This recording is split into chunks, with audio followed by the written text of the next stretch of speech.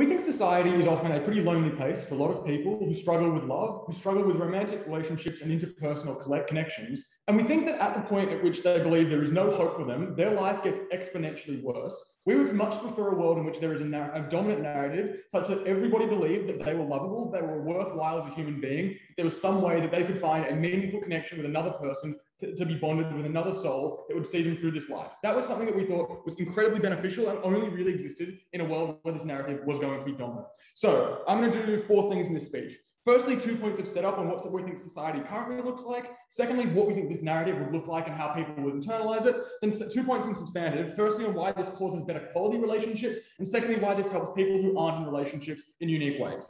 So in terms of setup, what does society currently look like? I think there's 3 important things to note here.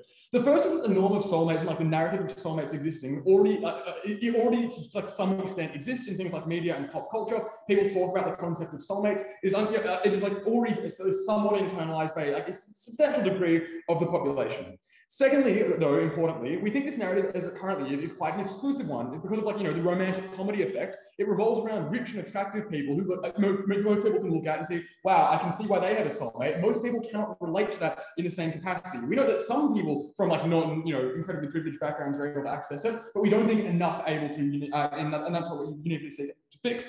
Thirdly, we know that there are countervailing narratives surrounding relationships here. Things like free loves, or things like being practical and settling, particularly for women, or things like it's better to have loved and lost than never loved at all. So you might as well throw yourself out there and see if you can find a meaningful relationship by chance, basically. So now that we've established what society currently looks like, what do we think our narrative would look like, and then why would that be better? I think there's 2 important things to note about what this narrative would tend to look like. So firstly, what do we think we would actually, this narrative would entail regarding what soulmates actually look like? So there's a few things to note here. Firstly, it's probably just like 2 people whose souls are bound in some capacity. Secondly, we think they are fated, the narrative is likely to tell people that they are fated to be together no matter what, star-crossed lovers or what have you. So knowing importantly that even if you don't already know your soulmate, they will become accessible to you eventually. They will eventually become an important part of your life. Thirdly, they don't have to be like romantic or sexual partners. We think it can be like a deeply meaningful platonic relationship that can also bring a lot of meaning and joy to people's lives. But fourthly, and particularly importantly for this debate, we think soulmates would be characterized as people who would never make you feel unsafe or upset or insecure or just like in any sort of physical or mental danger. We think at the point which people believe that there is a soulmate for them, they are likely to believe that this soulmate is like the perfect match for them. They would never do anything to harm them. And that was really important as I'll get into my substantive point in terms of how it plays out in the way people seek out relationships and leave existing relationships. The second important thing to note then about what we think this narrative would look like is what we think a dominant narrative looks like. We think it just looks like this narrative spreading from romantic comedies to everywhere, to such that the vast majority of people believe in this narrative that there is a soulmate for everyone. Other countervailing narratives, if not completely disappear, at least to shrink down to the point where they're probably pretty insubstantial. And secondly, we would note that this narrative would probably be co-opted by other movements like the feminist movement, like the LGBTI plus community, in ways that are likely to promote this narrative in quite good ways and co-opt it into existing messaging that affirms those communities and creates a sort of a feminist version of this narrative that we think is likely to be quite good. So with that characterization in mind for what we think this norm looks like compared to society, onto substantive. Firstly, why does this cause better quality relationships for people? 3 points here. Firstly, we think it gets substantially better when everyone believes they have a soulmate because people are less likely to settle for underwhelming or devoid pretty emotionless relationships, right? Because of the fact that in a world in which they believe that they have a soulmate, that they are cosmically bonded to somebody else, they are likely to have a higher opinion of themselves. They're likely to think, I am worthwhile, there is somebody out there who is perfect for me, and internalize that as them being particularly valuable and important and meaningful. And that's obviously quite good for them in terms of their self-esteem indirectly. Secondly, we would note that now that in the world with soulmates, people you would uniquely know in our world that there is a better alternative. They aren't running the same risk they would be in a world without this narrative, where they think, well, if I leave this underwhelming relationship, I might never find another person. I might be damaged goods. We know this is particularly relevant for women or particularly older women. So we think that in a world in which they have a tangible, direct idea of an alternative that would in every circumstance be better than an underwhelming relationship, definitionally, because your soulmate is your perfect match, people are less likely to settle. And we think that is a particularly good thing for causing better quality relationships. relationships. Secondly, we think this makes it easier to end bad relationships, particularly abusive relationships. We would note importantly here, in terms of characterization, that our narrative is quite clear on what a soulmate actually looks like. It does not look like an abusive partner. It does not look like somebody who belittles you or controls you in a meaningful capacity. We would note that in our world, we now have a stronger narrative, which is just like, this person is clearly not the one for you. And people who have internalized this are more likely to realize that, particularly over the longer term. We would note just preemptively, like the negative team would probably be like, oh, but love will make you blind. You'll think a bad person is your soulmate and be more likely to stay with them. We would note importantly, like the initial, like initially being like blinded by love to like the nature of like abuse being suffered is like quite symmetrical because of just like, the fact that, you know, love makes people fairly irrational. But we think that over the longer term, at the point at which there is a realization, we uniquely provide a mechanism for an incentive for these people to get out of these bad relationships, and that is the knowledge, the secure knowledge that there is a better person for them out there that simply cannot, like they cannot guarantee exists in the negative team's world. Which so that means it's far easier to get out of bad relationships. We would all, and then the third reason why we think this causes better relationships is that people are going to be more aware of potential negative traits in partners while they are doing things like dating or meeting new people or new friends, because they're going to be constantly on the lookout for like the first sign of a bad trait, which would indicate to them that this is not their soulmate, that this is not somebody who they should sink a significant amount of time or money, like major life choices revolving around this person. So we think that at the end of that, we fundamentally get better quality relationships, we get people within relationships better self-esteem, and we give people a meaningful alternative to bad relationships. That is all unique to the affirmative team in this debate, and that is incredibly beneficial for us. Second point of substantive then, how does this help people who are not presently in relationships? I think we have 5 mechanisms here. Firstly, and importantly, we think it just gives people hope they do not currently have in a world where they do not believe they have like a soulmate, right?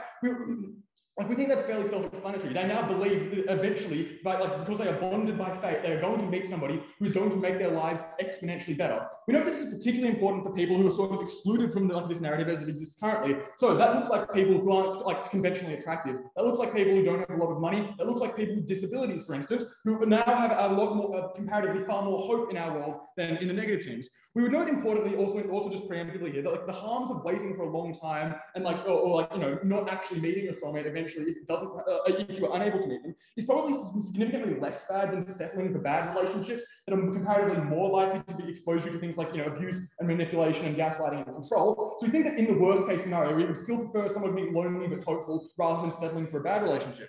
The second reason this helps people who aren't in relationships is that people are less likely to give up on relationships generally after a bad, like if they have like a bad breakup, they're less likely to grow cynical and jaded and sort of, you know, emotionally isolate themselves. We think people are able to more emotionally express themselves and be more genuine with the people around them in more meaningful ways. That is probably good for them and their relationships and the feelings of the people around them. Thirdly, as I've already mentioned, it's good for your self-esteem. You are lovable. You have societal value, even if you don't have a partner at that immediate moment. That is obviously very good.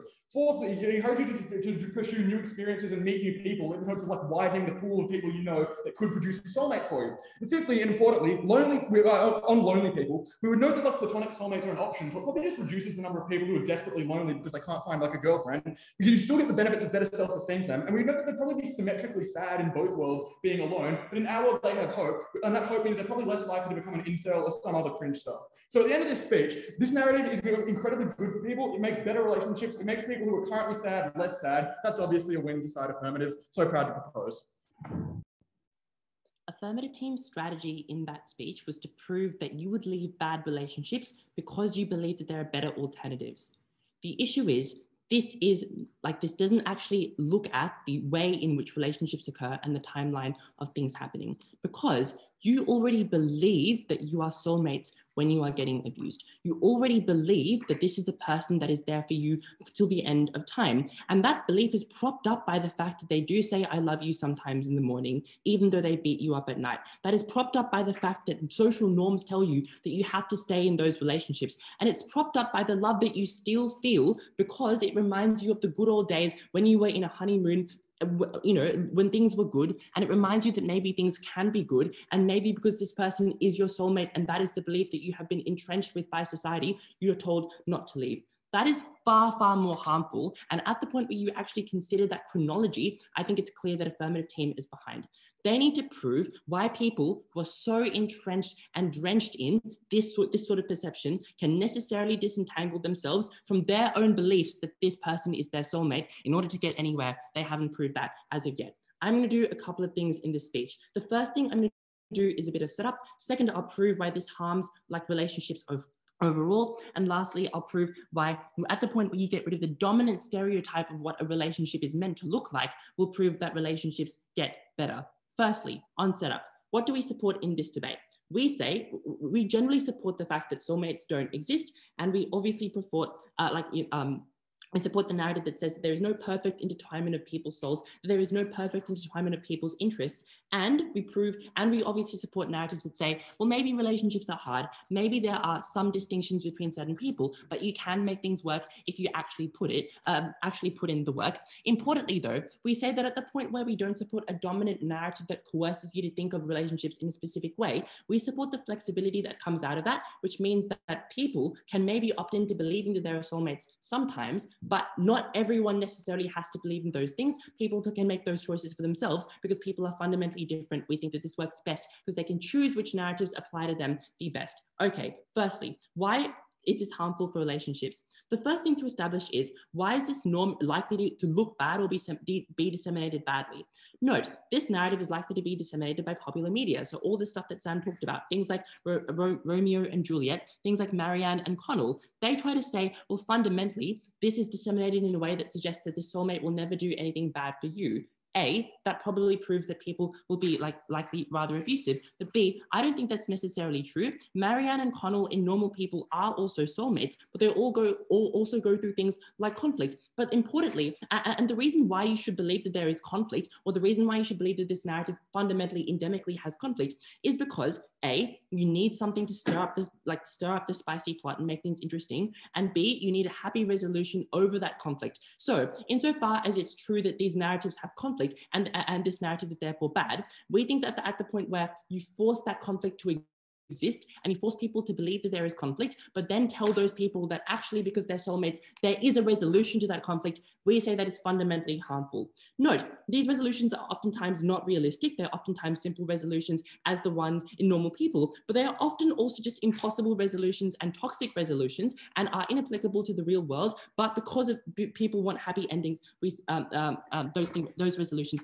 are purported and supported. So the impact of that is obviously that people just have unrealistic expectations either way. So in terms of, firstly, why people stay in bad relationships, we think people stay in bad relationships fundamentally because this coercion on how they feel fundamentally makes them bad decision makers. Firstly, people place too much impact on the honeymoon period earlier. And that's the stuff I told you about in my introduction. People believe that because things are beautiful at the start and people are biased towards those feelings, and at the point where people, like your partner that's abusive tells you, well, we have to work through this because you have to work through conflict to get to a resolution, people fundamentally stay in those bad relationships and don't recognize the immediate perils towards them because they are biased towards those initial factors. And secondly, at the point where people believe there's a spirituality in this connection, and that is likely to be true because if you feel an instantaneous connection, you believe that that's fated and magical. You believe that this is fundamentally important to you, and you believe that that this is incredibly important and crossed by the stars and all of that. Note that many relationships many relationships are really, really bad, but they are propped up, as I said earlier, by abusive partners that force you to look at those initial relationships and ask you to stay in those ways. I've already proved why it's likely that it's persuasive to those people and why they stay. The third thing, though, is that at the point where you expect there to be conflict because of the dissemination I spoke to you earlier about, you're far less likely to underplay that conflict, and that means that you're far more likely to deal with it in a really, really bad way. The impact of that is obvious. And the fourth reason is at the point where you do believe that this person is your soulmate, it's very difficult to reconfigure 3 or 4 years of your history, but furthermore, even more difficult to do that at the point where you still think that there are no other alternatives and there's no point in looking for them because you believe this person is your soulmate. All those things suggest that therefore you stay in bad relationships because you're conditioned to conflict, because you feel like it's okay, and because you think that things can get better because resolution is an inevitability and you have to always look for it because maybe a Disney movie told you that, and that's what you've internalized. Why is this harmful? Firstly, it's harmful because it means that you cop a lot of physical and emotional abuse. Secondly, it's harmful because it means that you now do lots of emotional labor and you spend money on this person that doesn't need it. or shouldn't get it. Thirdly, obviously there's an opportunity cost to this because you could just be looking for other people if you were more flexible, if you were less coerced into one way of thinking about a relationship that happens under our side. And fourthly, you just internalize guilt for things that's extraordinarily unfair. That's why you stay in bad relationships. Now, secondly, why is it true that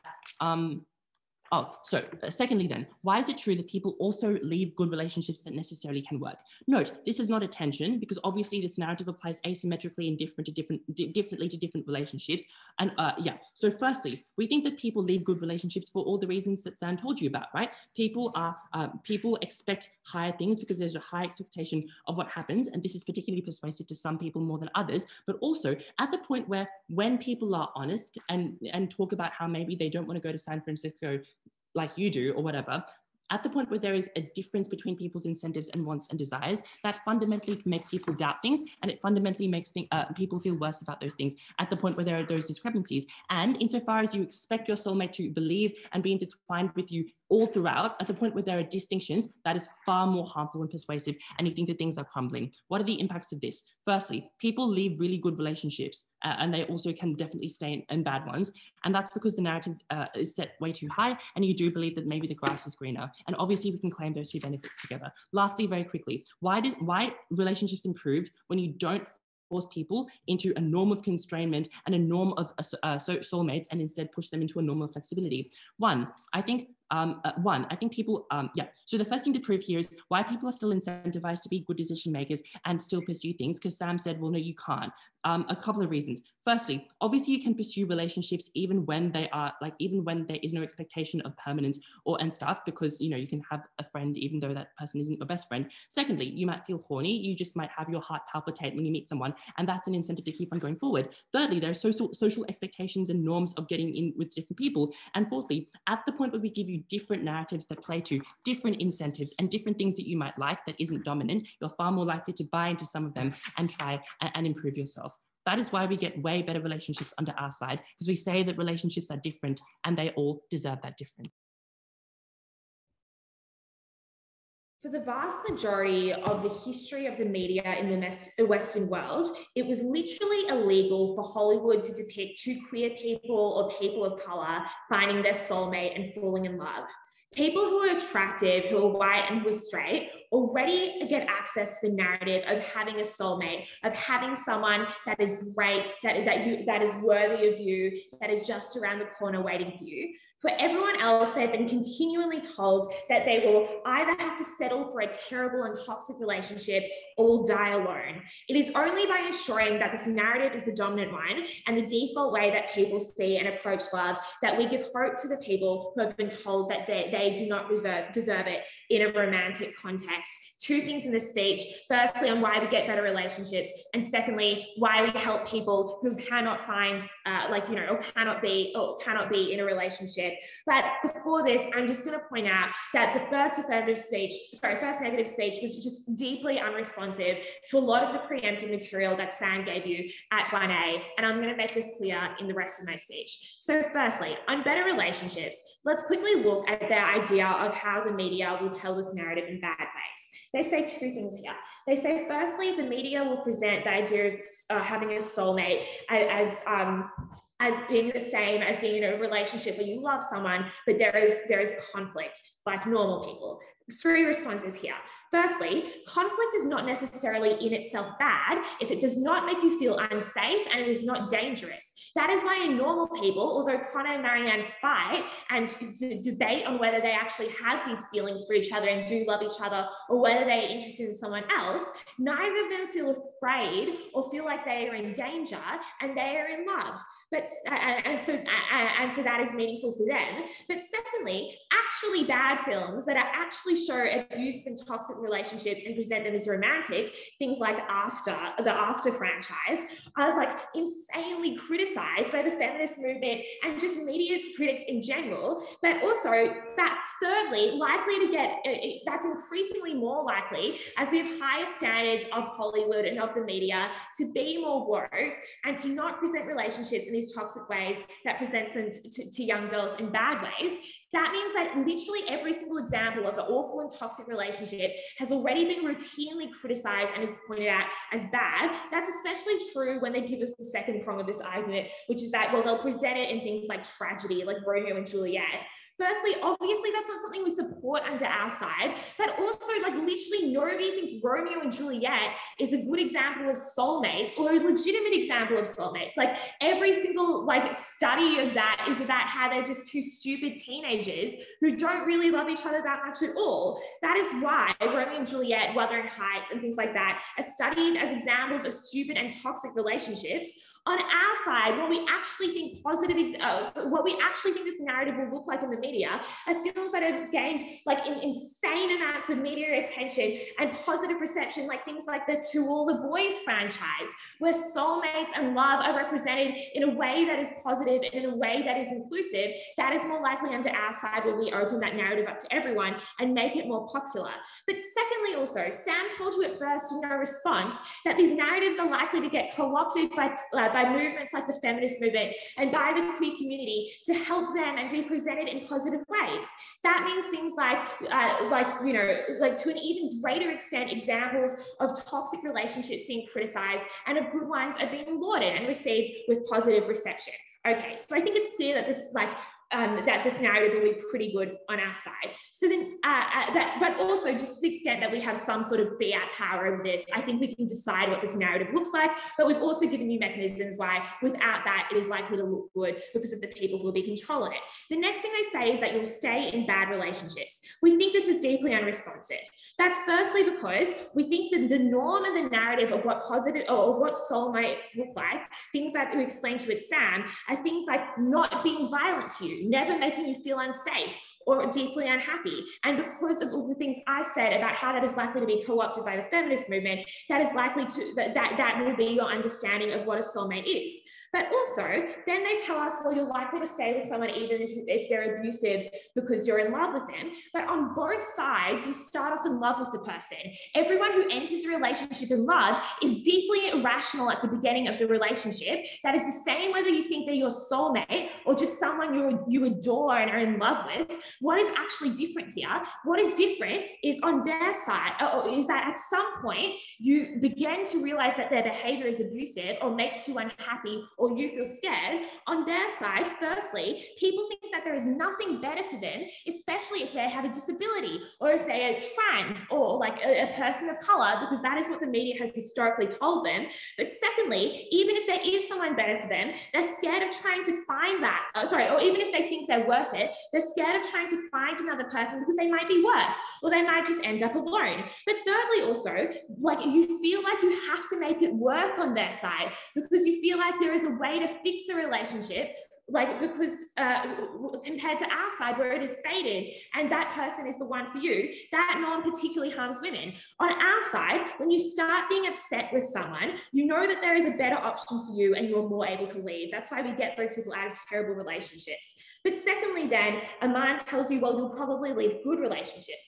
Firstly, we think that this is extremely unlikely because of the overwhelming bias to staying in relationships and being unwilling to disrupt the equilibrium of your life and move out and just things like conflict aversion and so on. But secondly, it is unclear what the harm of this necessarily is if to you feel like you could do better and you have hope that there is someone for you better out there, even if you were in a good relationship, but you're constantly thinking like, while making out with them, oh, I could probably do better than this.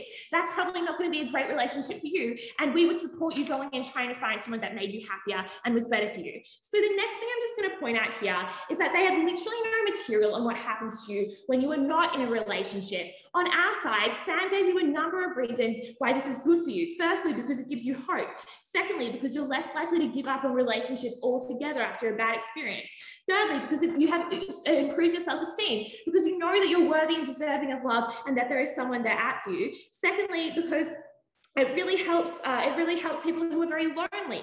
Fourthly, because it really helps people who are very lonely because they know that they can have like a platonic soulmate, even if not a romantic one. And fifthly, also it opens you up to new experiences and exploring better things. None of these are really responded to by their side. So at the end of this, we can see that when you are not in a relationship, the only way you can have hope of finding one is knowing there is someone there for you. On the comparative, you think that you are ugly. You think that you will never find anyone because you're not good enough, because you do not fit conventional norms of what means that you are able to access and be deserving of a proper relationship, that's obviously deeply harmful, particularly for already disadvantaged people. But on their side, it's just unclear where these people will ever get any hope from. And I think we win the debate on this alone, because if we can prove that these most vulnerable people who are not accessing any sort of happiness at the moment never get to access that under their side, never get any form of hope, and are discouraged from relationships, discouraged from love, which is such an important part of being alive and like the human experience, I think we win. But at the end of the speech, I proved to you that we get people out of abusive and bad relationships. This narrative is likely to be good. And since that was the main push that negative bring you, I think we clearly are ahead in this debate. So proud to affirm. Panel, when Anna gets up and tells you the way that this is going to be disseminated, that the way this narrative is going to be disseminated in a good way is to just say, we have some degree of fiat power, I think that loses the debate because it misunderstands the burden. Because firstly, at the point where this isn't a policy motion, it therefore meant a broad part of the debate was about what this narrative looks like, how is it disseminated, and how it is going to be internalized to people, which therefore means all the kind of just assertions that you can just democratize this narrative about soulmates in a way which is going to be good for marginalized people, just probably could not hold up if you did not give me incentives as to why these narratives were going to be disseminated in such a way.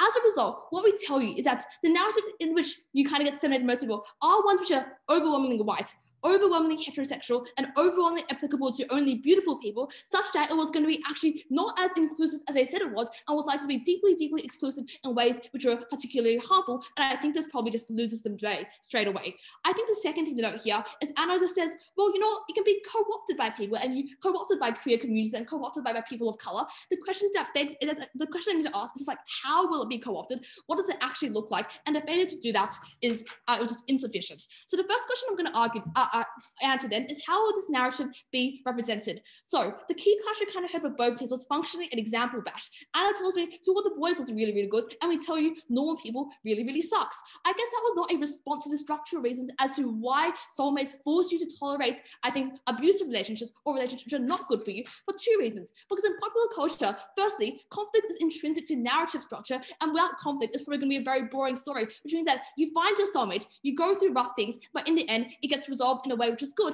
and it tells people that conflict is natural. And obviously the problem with conflict is that, yes, you will argue sometimes, but it is so hard to distinguish between when that argument was emotional abuse or just a regular argument, and people are just uniquely bad at distinguishing between that, which therefore means it gets internalized in a way where people just cop conflict in ways which are harmful to them. The second thing is that narratives also just have clean resolutions. People tell you it's going to be fine, and as well, you push forward. That means it is very unlikely to get any of their benefits about leaving bad relationships, and as a result, we tell you this is the way the narrative is going to be disseminated, and it was going to be largely quite awful. So onto the first issue then, second issue, what gets better relationships? I guess the key mechanistic failure of the other team is that they say, well, it's really bad, you never pick soulmates. They just assume that you'll pick soulmates well, and you'll stick through with it. They never mechanize why it's going to actually be relatively useful there. I think the harms of this is just that we tell you the people you're likely to think are your soulmates are those who are uniquely bad and uniquely likely to not be your soulmates, for the reason that the way in which soulmates are depicted in popular media is just that you feel the spark, it was magical, the first time you met them, it was love at first sight, and that as a result, they're your soulmates. But these people are most likely to not be your soulmates for the first reason, and you don't actually know them well because you never go through the long process of like a slow burn of getting to know them, know their interests, and see whether you are actually compatible. And the second thing is that this is relying on a very emotional and physiological response as opposed to one we actually think it through. And this is the exact rhetoric which allows people in abusive relationships to take, this is what allows abusers in relationships to take advantage of, and are able to use rhetoric such as, look, remember our first date? Remember the first time I put my arms around you? Remember the first time? And it's like, look, it was really good at the start. Maybe I can change. And that is what keeps people and locks them in the worst relationships in a way which is particularly harmful. I think they never respond to this, and as a result, they cannot claim that benefit there. I guess then Anna and Sam both say, well, ignores the thing, which is just to say, oh, well, like, you know, this is different from, like, conflict is different from necessarily feeling unsafe. You are incentivized to leave when you feel unsafe. But I've already explained in my introduction why it is particularly hard for you to distinguish feelings of unsafeness as well as whether this conflict is going to be natural there. So as a result, the impacts of this argument is that we tell you people are just likely to cop bad relationships for two reasons. The first is because one, they think they can overcome it. The second thing is that at the point where you think they're a soulmate, it means they are the only person in the world and the best person in the world for you. And as a result, if you leave this relationship, you will never find someone nearly as good as you. And that is what keeps you there in ways which are not good. So at the end of this, we tell you you're far more likely to just like leave. Oh yeah, you're far more likely to not stay. You're far more likely to stay in abusive relationships there. I guess the second thing then is that Sam tells me, well, this is actually really good because people don't settle for relationships, or now they leave really underwhelming relationships. But the thing here is these weren't actually mechanisms. They were just impacts, which means it still remains unmechanized. So to the extent that we tell you soulmates do not exist, or at least, you know, like soulmates do not exist, or you don't believe you'll ever find your soulmates, it is unlikely to accrue these impacts. And notably, the same kind of benefits of leaving underwhelming relationships still exist under our side, but this isn't a dominant narrative for a few reasons. Because firstly, if you're just underwhelmed in your relationship, then obviously you can just leave because you're no longer getting the satisfaction you initially got out of it. The second thing is that you also have like societal pressure, that's just like your best mates tell you, oh no, like that guy's punching, you're settling. Obviously you can find someone else. The third thing here is that you don't even need to find your soulmate. It's just a norm which says, well, there's someone who is like a comparatively better match for you than the person you're currently with. And all of this means that you're still likely to leave relationships which are underwhelming and still likely to seek what is good for you, because people do want to be happy, people do want companionship. And as a result, we can claim all the benefits under their side of the house as opposed to, and without all the kind of negative stuff about abusive relationships, which I explain here. So at the end of this issue, we tell you that relationship quality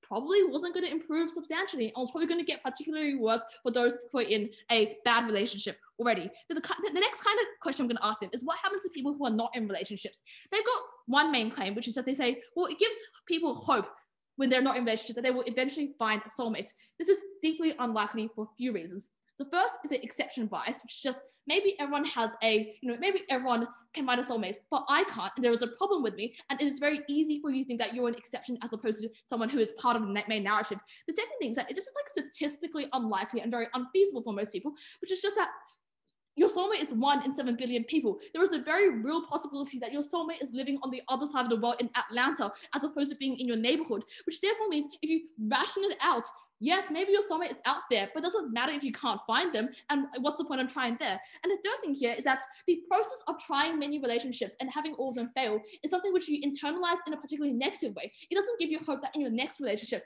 maybe there'll be a soulmate. It's just, I've gone through so many people, I haven't found the right person. It is particularly disillusioning. It says that there is something wrong with me, and it maybe just says I deserve to be lonely in the world, like lonely, and that was going to be particularly harmful to an individual's self-esteem and particularly harmful to how they perceive of their relationships with other people in the world. So as a result, it probably does not give you hope. It probably makes you feel far, far, far more worse, and you cannot get into a relationship. The next thing they tell us then is, well, you know what, we'll come a trade-off here. We'd much rather people be lonely than people who are in abusive relationships, which is firstly obviously a false comparative. That was never the trade-off in this debate where this narrative didn't exist. It was a debate where it's like, you can choose to be lonely because you haven't found someone and you found companionship in the form of cats or in the form of your like best friend, or it's just like you can try things out and these relationships won't be perfect. You might not find your soulmates and it might not be absolutely perfect, but it is something you can still gain some sort of like companionship out of it. It's something where you can gain some sort of solace. And this is important, especially for relationships to extend into things like marriage, which is to the extent that once you know someone for so long, obviously you're going to be bored at some point. You know all their interests, but that is going to be okay. That sense of maybe underwhelmingness is fine. And what our narrative tells you on the outside, which is that, they're not perfect, they're compatible, but it is something you can work forward, it's something you can strive forward, and you do not need to seek perfection because perfection does not exist. Soulmates do not exist. And giving anyone false hope that they do is only going to ruin them further and also cause relationships to get far, far, far more worse. So at the end of the speech, like, I don't think much stands from their side of the house, and they really have to engage with the mechanistic reasons of characterization before they can win this debate. I think the most important thing that we need to do right now is to just be incredibly clear about what this type of narrative looks like, right? Because the opposition kind of hasn't understood the narrative that we pushed quite clearly down the bench. So let's examine it right now. And the first idea within this debate of what does the narrative look like, right? What we explained to you is that this idea is like, it's a quite high expectation that you are bound to someone, you are fated to be together. So, right, regardless if they're on the other side of the world, if you're meant to be together, fate will bring them together to some extent. That will occur. That like these relationships can be platonic. And most importantly, that soulmates don't make you feel upset, unsafe, or insecure in a dangerous way. The opposition's kind of only push against that, right? Is this idea that like conflict will exist in relationships and fear and danger will get confused with conflict.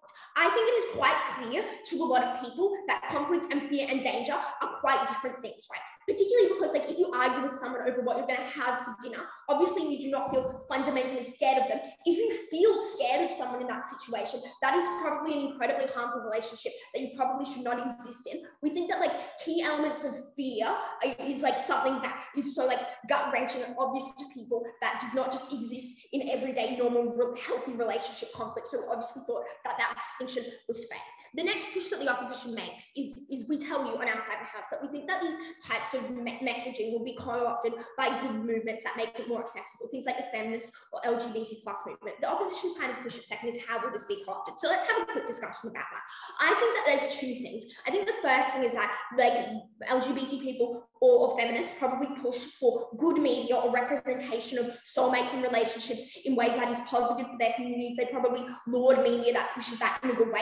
And I had heaps of material about that was simply not responded to and not credited at all by the opposition. But the second thing is we also think they just spout messages that are probably positive, right? Things like feminists saying women shouldn't just settle for crappy men because there is a soulmate out there for you. Obviously that means that like women should always aim high and should always aim to engage with someone who they feel they could be fated to be connected to. That's things like saying like even if you're LGBTQ, like you still are fundamentally able to love people who have a soulmate out there. That love is important and accessible to you. I think by the end of this, we've explained to you quite comprehensively what the narrative looks like and why it's actually likely to be good, particularly because it's likely to be co-opted by good movements in positive ways. We've done this comprehensively down the bench, like from Sam, who said things at Anna. Obviously, all of those things probably still stand to the extent that like the opposition just did not acknowledge them. So secondly, on this idea of how do people engage in pre-existing relationships, we split this into two ways, unhealthy and healthy relationships. On the first, the opposition's main push here is that people are super indoctrinated or entrenched into bad relationships because it is hard to recognize that relationships are bad, that these relationships are bad. I think that this is probably symmetric on both sides of the house for a period of the relationship. Like the narrative of soulmates probably doesn't play into it if someone is abusive and incredibly good at manipulating you, right? That is probably symmetric on both sides of the house. What we've told you, literally from sound to no response, is that what actually happens and what is important instead and actually marginal is that at some point, it is likely that people within these bad relationships will realize that they are poor relationships. What happens on our side when you have this soulmate narrative is that soulmates mean that there is someone out there who's actually better for you, someone who you are worthy of. Like there is something where you don't have to be scared that you have to stay in this bad relationship because it's the best you'll ever get. We push this narrative that tells you that that relationship is not good for you, right? We also think that we give mechanisms for your friends and family to also have rhetoric that allows them to explain why the relationship is bad. Things like saying like, if this guy is your soulmate, why is he hurting you? Why is he making you feel awful? That probably also gives people more support to leave abusive relationships. But on the opposition side of the bench, the kind of narrative that they end up pushing is something like, if you put in effort, then relationships will work. If you put in effort, then these relationships will fix. That probably encourages people to stay in relationships that are highly abusive and to stay in relationships that are not good for them. Let's note that this narrative is especially bad for women who tend to be victims of abuse, but who are also already told to settle into bad relationships because they need to like settle down and have kids because their biological clock is ticking or something like that.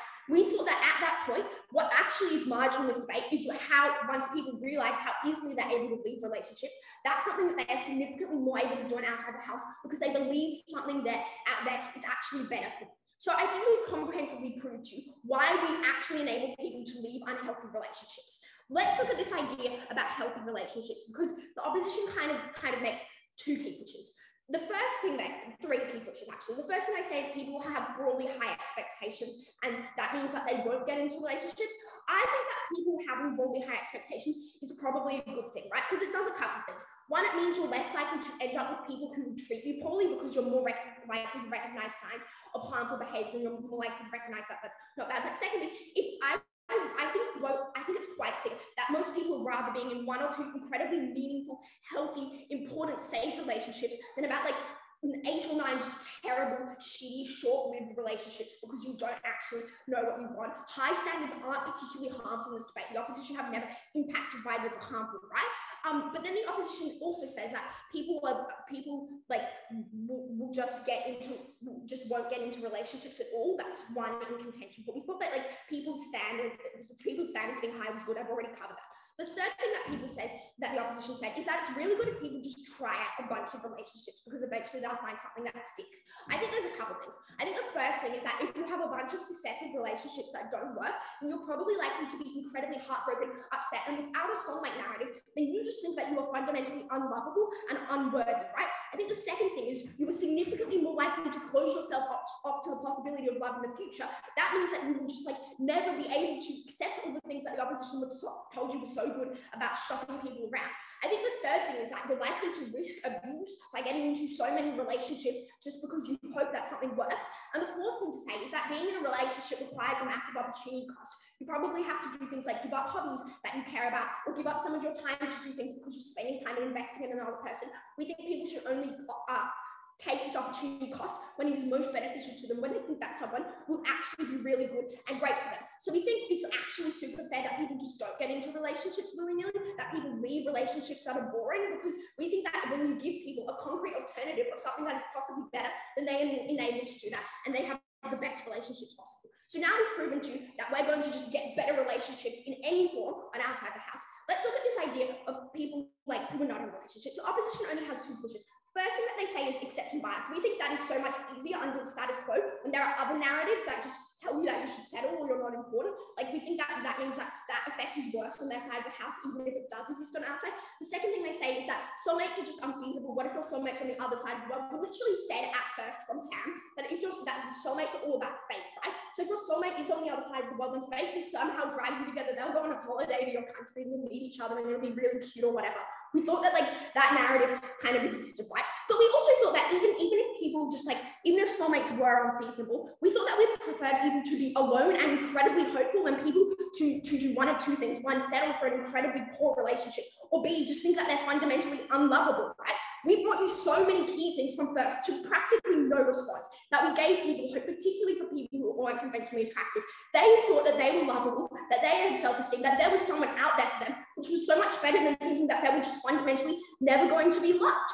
We gave people avenues for things like platonic soulmates, all those types of things that actually meant that people were probably significantly more likely to feel like they were worthy of love to some extent. So within this, I proved to you why our narrative looks good. We proved that down the bench. I proved to you why all types of relationships improve. We proved that down the bench. And I proved to you why we're significantly better for lonely people. That's why we win this debate. Kesha once said, love is a drug. That's totally irrelevant to the rest of my speech, but I just wanted to say it. 4 issues. Firstly, will people actually be good at picking soulmates? And this issue is essential because clearly if you pick soulmates badly, then all their mechanisms about self-esteem, about ending bad relationships, about not feeling like damaged goods, as Kat points out, are just impacts. They needed to engage with the base characterization here to say that they would actually pick good partners. We say that narratives are conveyed catastrophically through the media, which is the first reason to say that they will be bad at doing this. They say we also point out a series of perverse incentives, which actually receive no response throughout the debate, why this is true. Like, firstly, obviously narratives tend towards conflict. Secondly, they tend towards character reformation, like someone who is initially bad and is initially flawed, but can get better. And thirdly, they also just like, it's cool to romanticize toxic men, which is another norm that they provide no response to. They say they give 4 lines of response. The first is that these narratives already exist in the status quo, so to the extent that is symmetric, but now people will apply them to real life because currently movies are like, some of those movies are ridiculed. For example, everyone is like the trope of boy gets girl, boy loses girl. This is so dumb. That means that's why it's actually changed. Now they force that to implement in their real life and genuinely believe in it. Then they say, well, people want to be hopeful. But obviously this romanticization to that extent is bad. Then they say they won't be abusive, and that's because representing abusive relationships is actually criticized. The point is you won't actually represent someone like beating their partner. That's not it. But you represent a partner which have very serious conflicts, which have a lot of serious arguments. And note, they say people are abusive in the status quo. Like, you literally, people stay with abusive partners. And that is a reason to believe if you tell people to a larger extent that this is just conflict that can be overcome, they will do that even more. Their final response is then at third affirmative. This will be represented to much better because you have, for example, social movements who will campaign for good representation. The first thing to say is just that that is a minority of people. And obviously, because movies have profit incentives, for example, they will be cast aside. Like, those are going to be indie movies, which no one actually watches. you know, like they never actually proved why that would be disseminated to a much greater extent and why it would be able to be seen.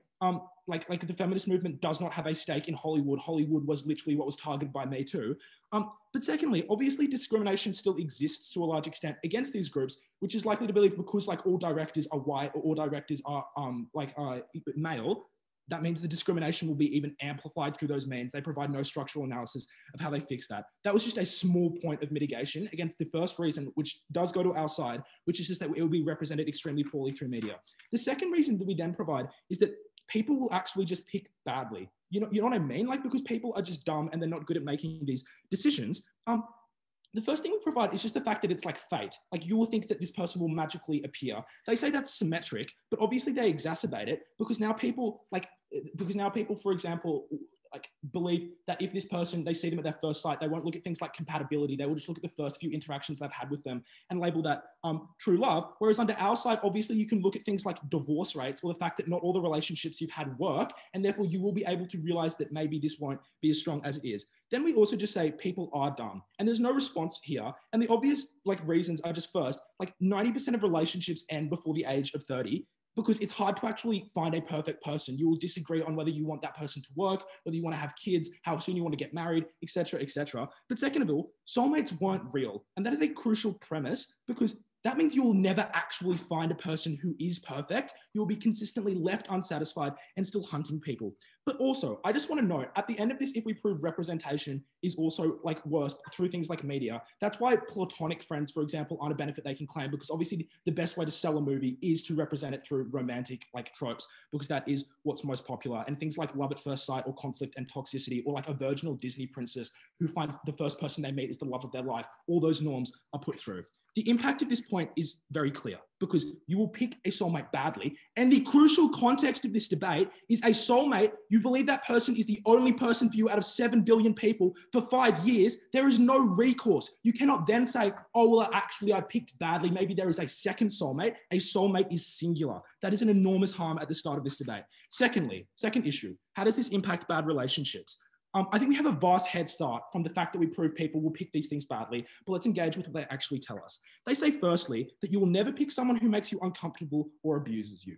This is a straw man. We're not just talking about hitting or physically abusing you. The majority of these harms are because you're incompatible or because someone is emotionally abusive against you. And note Aman's reasons, which actually receive no direct response, which is the fact that abusive partners gaslight you. They emotionally manipulate you. They say, well, we had a great 3-month honeymoon period, which means we should continue with that. And second, that receives no response. But secondly, we also tell you that conflict and fighting, as we've shown being represented, is perceived as a good thing. Their response is movies which do that are criticized. Like, look at the example of Marriage Story, for example. But moreover, this like pushes you towards the fact that like more conflict is acceptable because those people are like, and you will believe movies which do that because you are bonded for life. It was not literally physically abusive.